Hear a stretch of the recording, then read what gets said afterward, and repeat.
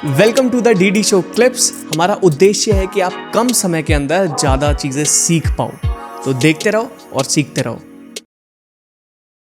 1994 में मेरा जन्म हुआ और 2025 तक दुबई उस टाइम पे कैसा था और अब कितनी ग्रोथ हो चुकी है, कैसा हो गया दुबई?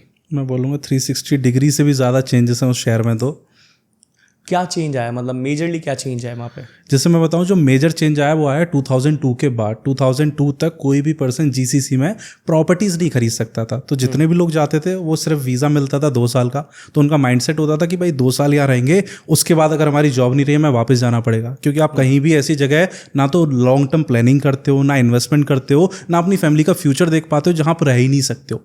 पर 2002 में गवर्नमेंट ने दुबई को किया फ्री होल्ड कि कोई भी नेशनलिटी का पर्सन दुबई में आके अपना घर ले सकता है। ये सबसे बड़ा एक सेंस मिल जाता है स्टेबिलिटी का कि अभी हम यहाँ घर ले सकते हैं, मतलब यहाँ रह सकते हैं, अब हम आगे के प्लान्स बना सकते हैं। उसकी वजह से दुबई बहुत ग्रो कर रहा है। अगर आप नेबरिंग सिटीज़ या इवन कंट्रीज़ को देखोगे, Abu Dhabi, Sharjah, even Qatar, Saudi, इनमें प्रॉपर्टीज़ फ्री होल्ड नहीं थी, जो बहुत बड़ा रीज़न है उनका इतने ग्रोथ ना लाने का। दुबई ने उस चीज़ को बहुत पहले समझ लिया कि हमें बाहर के लोगों को अंदर लाना पड़ेगा, उनके लिए वेलकमिंग एटमॉस्फेयर बनाना पड़ेगा ताकि वो इसको अपना फील करें। ऐसा ना हो कि हम उनसे सिर्फ काम करवाएं और उनके मतलब का कुछ ना दें, ना लाइफस्टाइल दें, ना उनको अगर पार्टीज करनी है तो क्लब दें, ना अगर उनको अच्छी जगह रहना है तो घर दें। ये सारी चीज़ें बाकी सिटीज़ नहीं समझ पाई, बट दुबई ने 2002 में ही ये डोर अपने ओपन कर दिए थे, जिसकी वजह से बहुत मैसिव ग्रोथ है ये। मुझे ऐसा लगता है कि दुबई ने ना बहुत स्मार्ट डिसीजन लिया कि दूसरे कंट्री के लोगों को इनवाइट किया कि आप आओ, जितने भी टैलेंट है। जो शेख मोहम्मद है हमारे,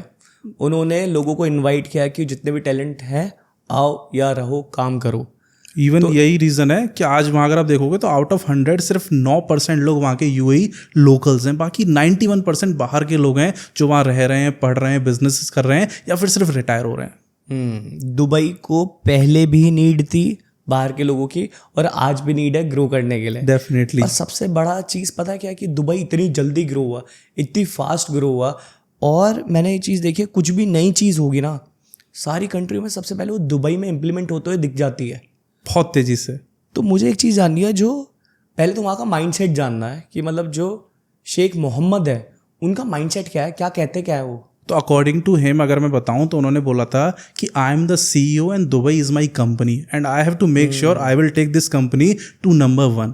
तो उनका माइंडसेट ये कि भाई मुझे जो चीज़ सही लग रही है और अगर वो मेरे शहर को ग्रो करेगी, विच इज़ अ बिजनेस, तो मैं इसको तुरंत इंप्लीमेंट करूंगा। चाहे वो रोड हो, चाहे वो कुछ नया रूल अप्लाई करना हो, चाहे कोई भी डेवलपमेंट हो। अगर उनको देखा, उनको समझ में आया, उनको फंड की टेंशन नहीं कि कितना लगेगा, उनको टेंशन नहीं कि अप्रूवल्स लेने हैं, ये करना है, वो करना है। If it's right they will do it at that point. जैसे अभी बारिश आई थी लास्ट ईयर, तो बहुत जगह न्यूज़ देखा होगा कि बाढ़ आ गई, दुबई तो बह गई। आई वॉज देयर, उस दिन मैं वहीं था, मेरे ब्रदर इन लॉ की फ्लाइट भी थी उस दिन जो मिस हो गई। तो बारिश आई थी बहुत ज़्यादा, इतनी आई थी कि दुबई में जितनी बारिश 1.5 साल में आती है उतनी बारिश 24 घंटे के अंदर आई थी। तो इतनी बारिश अगर किसी भी शहर में आएगी वो डेफिनेटली ऐसी प्रॉब्लम फेस करेगा। But just after 48 hours her road पे से पानी को निकाल दिया गया था। यहाँ दिखता है कि गवर्नमेंट कितना काम कर रही है। अगर आज मैं बात करूँ इंडिया में भी, अगर आप बारिश आती है तो क्या कोई निकालने आता है पानी को? भरा रहता है, 1 हफ्ते बाद अपने आप वो सूखता है, उसको कोई निकालने नहीं आता। बट दुबई गवर्नमेंट ने तुरंत एक्शन लिए, पूरी रात वहाँ टैंकर्स चले, पानी को इकट्ठा किया, समंदर में फेंका